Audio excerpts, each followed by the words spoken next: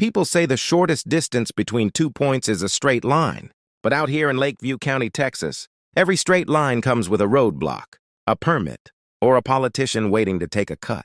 My name's Ethan Grayson, and I've been a farmer my entire life. My grandfather tilled this land. My father broke his back on it, and I swore I'd never let it get taken from us. Not by drought, not by banks, and definitely not by a bunch of HOA, board members with too much free time and too little sense. My farm sits on the edge of a community called Silver Pines, the kind of neighborhood where every mailbox matches, and people measure happiness in lawn symmetry. For years, I'd drive through their winding streets just to reach the main road, 2 miles of forced politeness, waving to people who'd glare right back like I was driving a tractor through heaven. Then one rainy season, a storm washed out the only bridge connecting my land to the county highway. The county said they'd review funding next fiscal year, which meant, good luck, you're on your own. But I wasn't about to lose half my crops because some bureaucrat wanted a raise. I remembered an old dirt path that ran behind my land, a forgotten trail locals once used before the suburbs swallowed it up. Overgrown, half-erased by time, but it could work. If I rebuilt it, I'd cut my trip to town in half. So I started digging. I checked the county maps, talked to an old surveyor, even pulled public records. The path was public right-of-way, abandoned but never revoked. The first half crossed my property. The rest ran through unincorporated land, nobody's to claim. I called in my son Zach and my friend Tom, a contractor who owned more rusted machinery than sense. Together we cleared trees, leveled dirt, laid down gravel, and poured the kind of sweat that makes your hands ache for days. It wasn't fancy, but it was solid, a real road again. For weeks everything went smooth, until one afternoon a silver SUV pulled up. Out stepped a woman in heels and a perfect bob haircut. I didn't need an introduction. Vivian Spencer, the HOA, president of Silver Pines. Her perfume hit before her voice did. "Excuse me," she called out. "You can't be doing this." I wiped my hands on my jeans. "Doing what? Fixing an old road? This is Silver Pines property," she snapped. "You're trespassing." I showed her the permits. The maps, the county letter approving the restoration. She looked at them like I'd handed her a dirty rag. "We'll verify this," she said sharply, then turned and drove off like she owned the sunset. Tom leaned over and muttered, "You just kicked a hornet's nest, buddy." I shrugged. But deep down, I knew he was right. 2 weeks later, I woke up to find a steel barricade welded across the road. A fresh sign read, "Private property, HOA access only." I just stood there in disbelief. They'd blocked off public land. No notice, no hearing, just raw arrogance. That night, I called the county. They said they had no record of any barricade and advised me to work it out, privately. Classic dodge. So I called Loretta Vale, a retired prosecutor and old family friend with a reputation for cutting through red tape like butter. She drove out the next morning, inspected the gate, then smirked. "They think you won't fight back," she said. "That's their first mistake."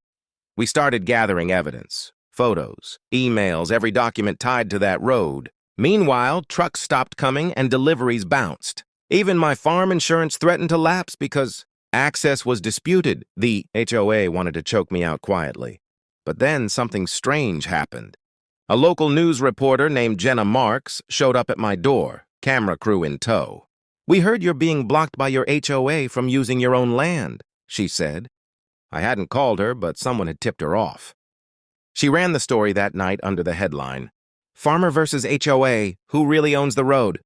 It went viral by morning. Silver Pines residents started asking questions. That's when Vivian snapped. The HOA filed an emergency injunction to shut down my construction, claiming I'd endangered community property and caused stress to residents. They even hired a high-end law firm out of Houston, paid with HOA dues. But Loretta wasn't impressed. "They're bluffing," she said. "They don't want a trial. They want fear." Still, fear came anyway. One night, someone slashed the tires on our grader and spray-painted, "Keep out across my barn." Zach caught it on a trail cam, 2 men in hoodies, one wearing a Silver Pines maintenance badge. Loretta sent the footage to the sheriff and the local press. The next morning, the HOA's phone lines were flooded. Vivian called me directly for the first time. "You've made a spectacle of this," she hissed. "Take down that story or you'll regret it." "Lady," I said calmly. I've been regretting things since before your subdivision had plumbing. That week, a whistleblower emailed Loretta internal HOA memos showing payments from a developer called Magnolia Partners, same one pushing to buy up land near mine for a logistics hub. The Spencers were knee-deep in it. They'd planned to block my road, force me into selling cheap, then flip the property to the developer. It was corruption, plain and simple. By the time we got to court, the case had turned into a public circus. Reporters packed the gallery. HOA residents whispered among themselves, some even holding signs reading, "Let the farmer drive." Vivian walked in wearing her usual smug grin, her husband right behind her. Loretta stood beside me like a general at war. When the judge asked for proof, Loretta dropped the bomb, emails, shell company filings, and that video of HOA workers vandalizing my property. You could hear the air leave the room. Vivian's lawyer tried to object, but the judge silenced him. "Mrs. Spencer," he said coldly, "did you authorize this?" She stammered, blamed her husband, blamed Magnolia, blamed the county clerk, anyone but herself. The judge wasn't buying it.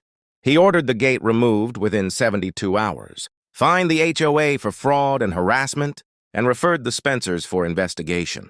It was over. But the victory hit differently. Silver Pines held an emergency meeting a week later. Vivian was voted out in under 5 minutes. Magnolia pulled its offers.